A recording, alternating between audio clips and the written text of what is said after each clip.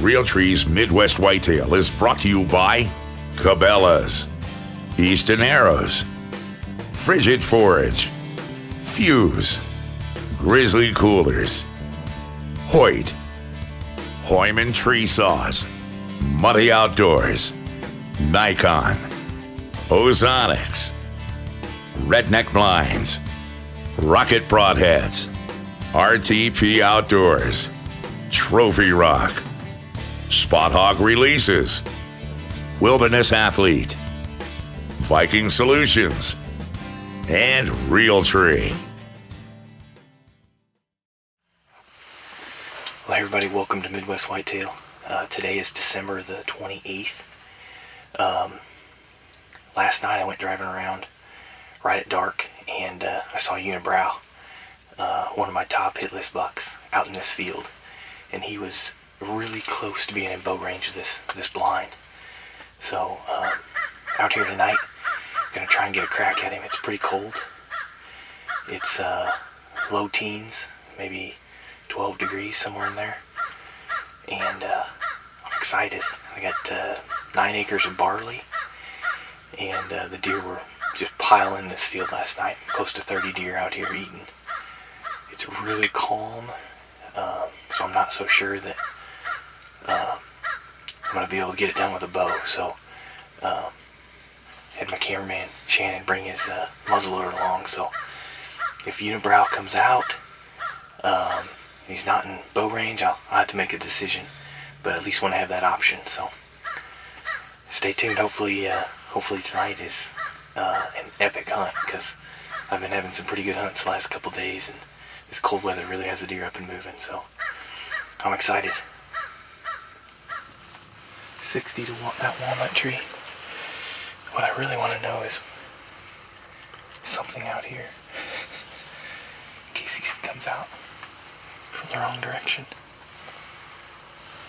I think I'll just have to range him when he comes in.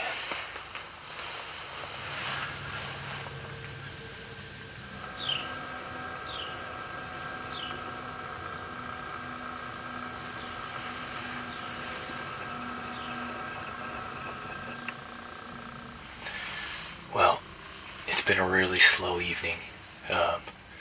It's been enjoyable. I've never hunted with Shannon before, and it's nice to hunt with a new guy. Break in a new cameraman for hopefully later this month. We've only seen 2 deer.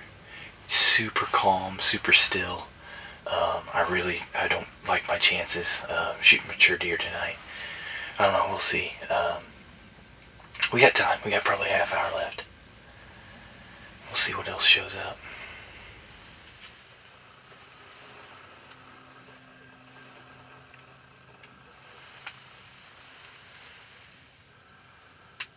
Can't believe it came out by the pond. It came running out by the pond.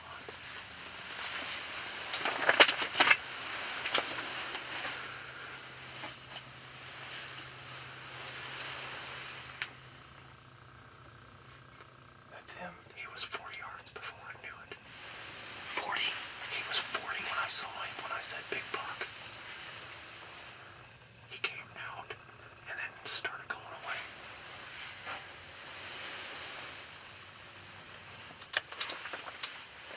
It's like 170.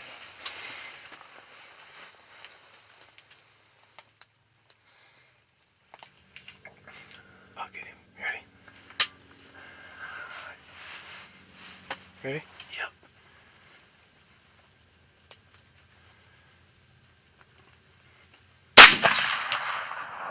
Shot him.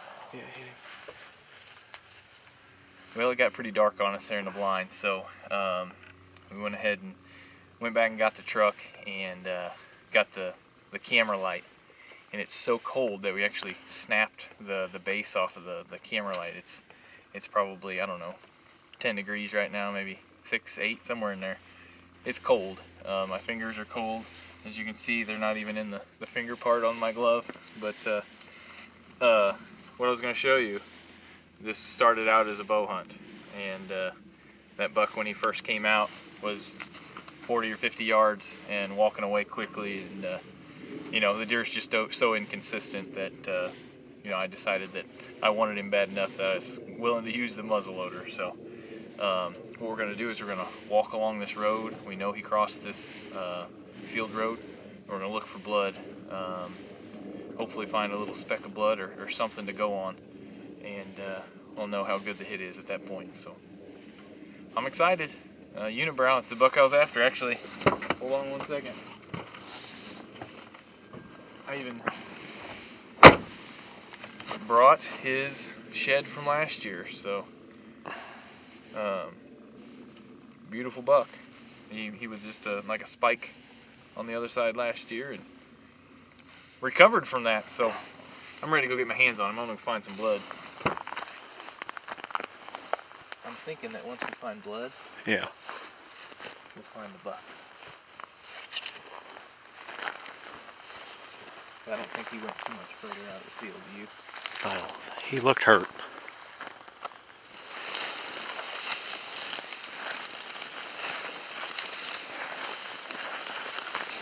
He's in there about the top of them trees right there, Brett. What?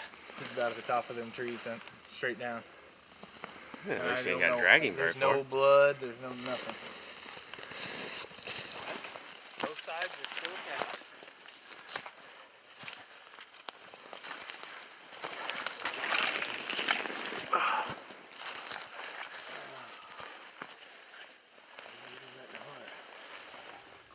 Well, here he is, Unibrow. This is a buck that I've been after for the last 2 years. I think he's either 6.5 or 7.5 years old this year. I just can't say enough about the journey I've been on trying to harvest this buck. Last year I had him walk by at 17 yards chasing a doe during rifle season. I was bow hunting because, as you guys know, I'm pretty much all bow hunting for me, and he caught me drawing in a tree, and it just didn't work out. I was pretty disappointed at the time, but everything happens for a reason. That year he had just a spike on one side. I have his shed from last year, his 4-point side, and like I said, I was pretty disappointed when I didn't kill the buck, but it all happens for a reason. He grew 2 good sides this year. He's still, somewhat of a management buck, but my gosh, when they get this old and you have this much history, it's not about the rack anymore. It's about the history you have with the deer, and I feel very fortunate to have the opportunity to harvest a deer like this, and I couldn't be more tickled to have this buck. Unibrow, the final chapter.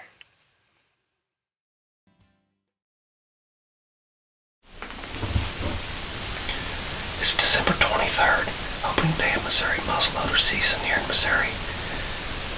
We're hunting back here over a big food plot north of the sanctuary.